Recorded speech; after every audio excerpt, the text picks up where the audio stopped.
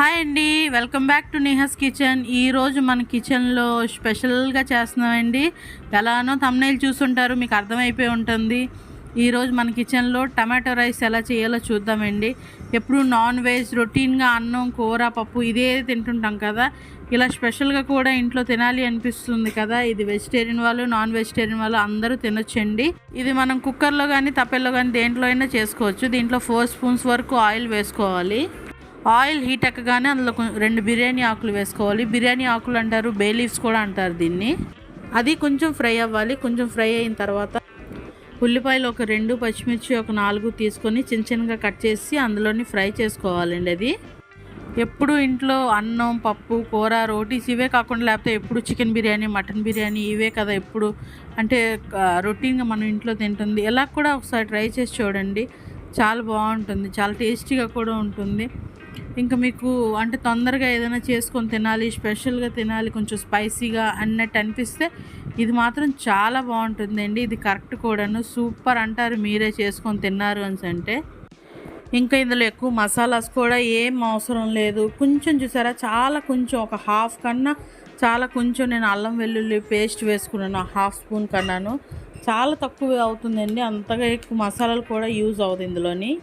ఇప్పుడు నేను అల్లం వెల్లుల్లి వేసుకున్నాను కదా, దాని పచ్చివాసన అంతా పోయేంత వరకు నేను అది ఫ్రై చేసుకుంటానండి. అది కొంచెం బాగా ఫ్రై అవ్వాలి. అది చాలామంది మసాలాలు అలా వేసుకుంటారు, మూత పెట్టుకుంటారు. అలా మూత అస్సలు పెట్టకండి.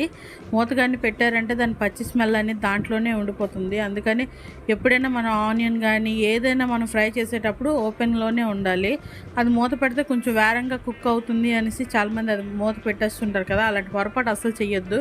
అందుకని మన కూరలు పచ్చి పచ్చి వాసన ఉండిపోవడం అలా జరుగుతూ ఉంటుంది. చూడండి, అది అల్లం వెల్లుల్లి కొంచెం ఫ్రై అయింది కదా, చూసారా, అల్లం వెల్లుల్లి ఫ్రై అయిందండి. ఇప్పుడు మనం ఇందులో ఎన్ని వెజిటేబుల్స్ అయినా వేసుకోవచ్చు. నేను ఒక పొటాటో తీసుకున్నాను, బీన్స్ కొంచెం ఉండాలి ఒక 4-5 అవి కూడా వేసుకున్నాను. కొంచెం మిల్ మేకర్ ఉండాలి, అవి కూడా తీసుకున్నానండి. ఇందులో మీరు ఎన్ని కాయగూరలైనా వేసుకోవచ్చు. క్యారెట్, బీట్రూట్, బీన్స్ లేదంటే మటర్ ఏదైనా వేసుకోవచ్చండి. మీ దగ్గర ఏది ఉంటే అది వేసుకోండి. వంకాయ కూడా వేసుకోవచ్చు, బెండకాయ ఇంకా బీరకాయ తప్పించి అన్నీ వేసుకోవచ్చండి. ఎందుకంటే ఇప్పుడు మనం ఈ రోజుల్లోని కాయగూరలు సరిగ్గా అసలు అన్ని కాయగూరలు ఎప్పుడు తినేదే లేదు, ఎప్పుడో ఏదో కాయగూరలే తింటుంటాం. ఇలా కానీ చేసుకున్నారంటే టేస్ట్ వస్తుంది, నెక్స్ట్ హెల్త్కి కూడా చాలా మంచిది కదా. అందుకే ఇలాగ అప్పుడప్పుడు చేసుకొని తింటే చాలా టేస్టీగా కూడా ఉంటుంది. ఎప్పుడు రొటీన్గా కాకుండా ఇలా కూడా ఒకసారి ట్రై చేసి చూడండి, చాలా బాగుంటుందని మీరే అంటారు. మీ ఫ్యామిలీకి ఒకసారి ఇలా చేసి పెట్టండి, వాళ్ళు కూడా సూపర్గా ఉంది మళ్ళీ మళ్ళీ ఇలా చేయండి, మళ్ళీ ఇలానే కావాలి అని అడుగుతారు. పిల్లలు కూడా చాలా ఇష్టంగా తింటారు. వాళ్ళు మెయిన్ అంటే ఏ వెజిటేబుల్స్ తినరు కదా, మీరు క్యారెట్ కానీ బీట్రూట్ కానీ ప్రతిదీ ఇందులో వేసుకోవచ్చు. చూడండి, నేను ఇప్పుడు దీనికి తగినంత ఉప్పు వేసుకుంటున్నానండి. ఉప్పు వేసుకుంటే కొంచెం తొందరగా మగ్గుతుంది కాయగూరలు అనేది. అందుకని ఇప్పుడు నేను ఉప్పు వేసుకుంటున్నాను. కొంచెం అంత ఒక 1/2 టీ స్పూన్ వరకు మనం కొంచెం పసుపు వేసుకోవాలి. పసుపు నేను కొంచెం ఎక్కువగానే వేస్తానండి, ఎందుకంటే అది పసుపు మన కడుపులోకి ఎంత వెళ్తే అంత మంచిది కదా. సో అందుకు నేను పసుపు కొంచెం ఎక్కువగానే తీసుకున్నాను. ఇప్పుడు 2 స్పూన్స్ వరకు నేను కారం తీసుకుంటున్నాను.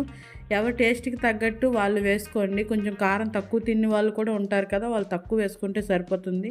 ఎందుకంటే నేను పచ్చిమిర్చి కూడా ఇందులో వేసుకున్నాను, అందుకని నేను 2 స్పూన్స్ వరకు కారం తీసుకున్నానండి. కొంచెం నేను చికెన్ మసాలా కూడా ఒక 1/2 స్పూన్ వరకు వేసుకున్నానండి.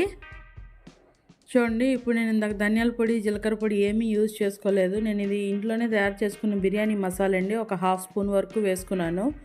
అందులోనే ధనియాల పొడి జీలకర్ర పొడి 2 వేసుకున్నాను. ఇప్పుడు మనం ఇవన్నీ వేసుకున్నాం కదా, సిమ్లో పెట్టుకోవాలండి. ఎందుకంటే మసాలాలు గట్ట అన్నీ వేసుకున్నాం కాబట్టి సిమ్లో పెట్టుకుంటే అది మాడిపోదు, లేదంటే మసాలాలన్నీ మాడిపోతుంది. ఇప్పుడు మనం దీంట్లో పెరుగు కూడా యాడ్ చేసుకోవచ్చు. ఇష్టం ఉన్న వాళ్ళు, ఇష్టం లేని వాళ్ళు పెరుగు స్కిప్ చేయొచ్చు. చూసారా, ఇప్పుడు మనం ఇందులోని ఒక 2 టమాటా పళ్ళు అండి, నేను 3 గ్లాసులు బియ్యం తీసుకున్నాను. అంటే ఎంత మనం అయితే క్వాంటిటీ బియ్యం తీసుకుంటామో దానికి తగ్గట్టు ఒక గ్లాస్కి ఒక చిన్న టమాటా అయితే సరిపోతుంది. అలా ఆ కొలతలను బట్టి తీసుకోండి. నేను 2 టమాటా పళ్ళు తీసుకున్నాను. నా చిన్న గ్లాసు 3 గ్లాసులతో నేను బియ్యం తీసుకుంటున్నానండి. ఇప్పుడు ఇది మొత్తం అంతా కలుపుకోవాలి బాగా. చూసారా మొత్తం అంతా కలుపుకున్నాను. టమాటీ మొత్తం అంతా ఉడికింది బాగాను. కొంచెం ఆయిల్ కూడా సపరేట్ అయ్యింది మనకి. అంటే మనకి మసాలాలు ఇవన్నీ మొత్తం అంతా ఫ్రై అయిపోయినట్టండి. ఇప్పుడు మనం 3 గ్లాసులు నేను చెప్పాను కదా, మీకు నేను గ్లాస్ చూపిస్తాను. ఆ గ్లాస్తో నేను బియ్యం తీసుకున్నాను. ఆ బియ్యం 3 గ్లాసులు వేసుకుంటున్నానండి. నేను ఎప్పుడైనా బిర్యానీ గట్టా చెయ్యాలి అంటే ముందుగుండానే నేను బియ్యం కడిగేసి ఫ్యాన్ కింద సపరేట్గా నేను అది ఆరబెట్టుకొని ఆ బియ్యాన్ని సపరేట్గా ఉంచుకుంటానండి. ఇలా ఎప్పుడైనా చెయ్యాలి అంటే వెంటనే మనకు అవ్వదు కదా, అందుకనేసే నేను ఆ బియ్యం ఇప్పుడు దీంట్లో వేసుకున్నాను. అంటే మీరు కడుక్కొని కూడా వేసుకోవచ్చు. కొంచెం ఫ్రై చేస్తాను నేను. కొంచెం ఫ్రై చేస్తే ఆ ఫ్లేవర్ అనేది అంటే మొత్తం అంతా బయటకు వస్తుంది. చాలా టేస్టీగా ఉంటుంది అంటే తినడానికి కూడాను. అందుకనేసి మీరు మామూలుగా కడిగి వడగట్టుకొని కూడా వేసుకోవచ్చు, సరిపోతుంది. ఎక్కువ కలిపితే మీకు బియ్యం అంతా ముక్కలుగా అయిపోతుంది. అందుకు ఎక్కువ కలపకుండా నార్మల్గా కలుపుతూ జాగ్రత్తగా ఉంచాలి. చూసారా, ఇప్పుడు ఇది ఇలా ఉంచాను కదా, నేను సిమ్లోనే పెడుతున్నానండి. కొంచెం కలుపుకుంటాను, మరీ ఎక్కువ కూడా ఫ్రై చేసుకోవడం అవసరం లేదు. అయిపోయిందండి, బియ్యం బాగా ఫ్రై అయిపోయింది. చూడండి, నేను ఇప్పుడు ఏ గ్లాస్తో అయితే బియ్యం తీసుకున్నానో మీకు చూపిస్తున్నాను. ఈ గ్లాస్తో నేను బియ్యం తీసుకున్నానండి. ఈ గ్లాస్తో బియ్యం తీసుకుంటే ఒకవేళ మీరు విజిల్ పెట్టుకున్నట్టయితే, కుక్కర్లో విజిల్ పెట్టుకున్నట్టయితే మీరు 3 విజిల్ పెట్టుకోండి. ఇంకా ఈ గ్లాస్తోని 3 గ్లాసులు బియ్యం వేస్తే 7 గ్లాసులు వాటర్ వేసుకోండి. అంటే ఒక గ్లాస్ ఎక్స్ట్రా వేసుకోండి. 7 గ్లాసులు వాటర్ వేసుకుంటే సరిపోతుంది. 3 విజిల్కి పెట్టుకోండి. ఇంకా అదే బాస్మతి రైస్తో కానీ ఇది చేసుకున్నారంటే ఒకే విజిల్కి పెట్టండి. గ్లాసున్నర వరకు మీరు వాటర్ తీసుకోండి. ఇంకా బియ్యం బాస్మతి రైస్ ముందుకుంటే ఒక అరగంట లేకపోతే 1 అవర్ వరకు నానబెట్టండి. నేను ఒక 8 గ్లాసులు తీసుకున్నానండి. నేను విజిల్ పెట్టట్లేదు, అందుకు నేను 8 గ్లాసులు తీసుకున్నాను. దీంట్లో బాగా ఇప్పుడు కొంచెం చూడండి, ఇప్పుడు కొంచెం మరుగుతున్నప్పుడు మనం ప్లేట్ మూత పెట్టుకోవాలి. చూసారా ఎలా ఉడుకుతుంది కదా.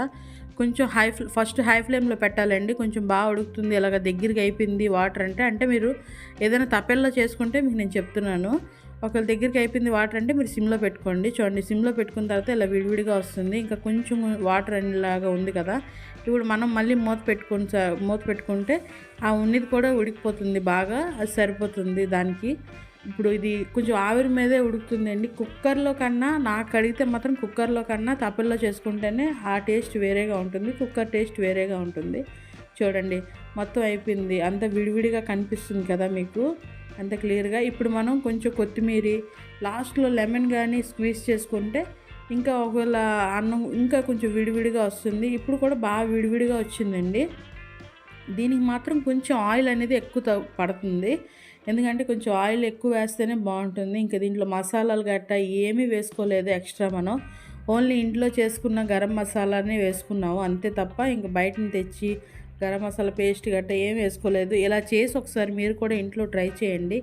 చాలా అంటే చాలా బాగుంది అంటారు. చాలా చూడడానికి ఎంత యమ్మీగా ఉంది కదండి ఇది.